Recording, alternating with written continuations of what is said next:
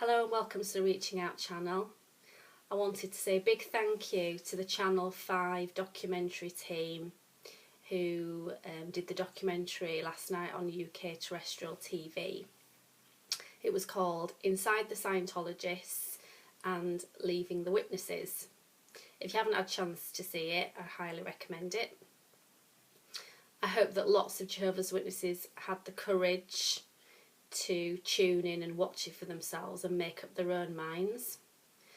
I thought the documentary team did a really good job, rather than focusing on the belief system of the Scientologists and the witnesses. Instead, for me, the focus more was on the culture, the practices of the religions.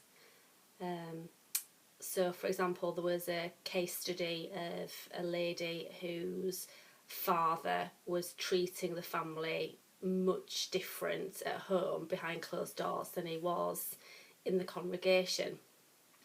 I think that happens quite a lot. But when the practice is that you need to go and see your elders if you have a problem, and rather than having sympathy and empathy, in actual fact, the finger was pointed at the daughter and the mother for not being supportive of the husband and father. And also something that was brought out was about the Armageddon culture in the society, which rings true with me. When I was growing up, I was told that I would never leave school. My husband was told that this is your Armageddon car, you'll never need another car. Because we believe so fervently that Jehovah's Witnesses were the chosen ones. And so because Armageddon was coming and Jehovah God was going to come and destroy the wicked, we had to keep away from non-witnesses. So that entailed growing up, meaning that I didn't do anything outside of school at all. I had no school friends that I would see outside of class. It would also mean if there were any extracurricular activities like practicing for the school play, I couldn't do that.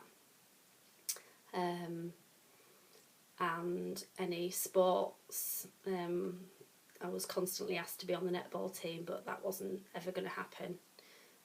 The one thing, and credit to my parents, we're a musical family, so I was permitted to go after school on a Tuesday to be in the orchestra, and that caused no end of problems for my parents.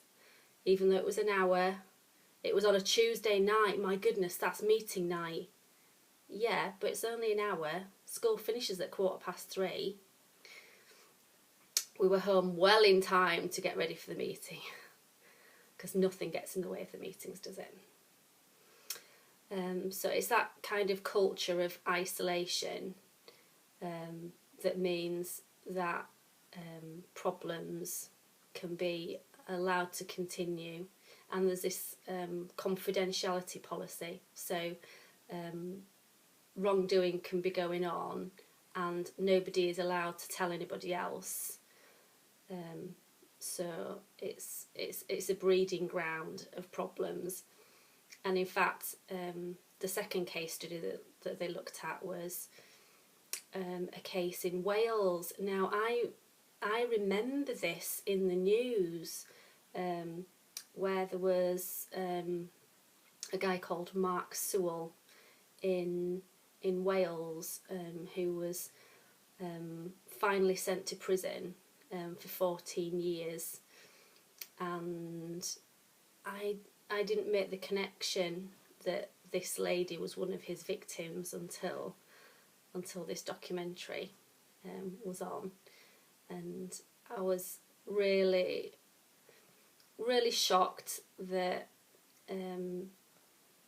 it's such a big deal to accuse an adult of such bad behaviour, but to then not be believed, it must just be absolutely heartbreaking.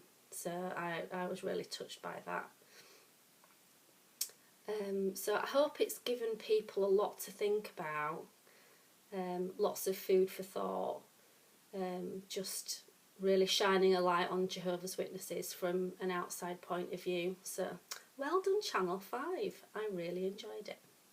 Thanks for listening. Take care. See you later. Bye.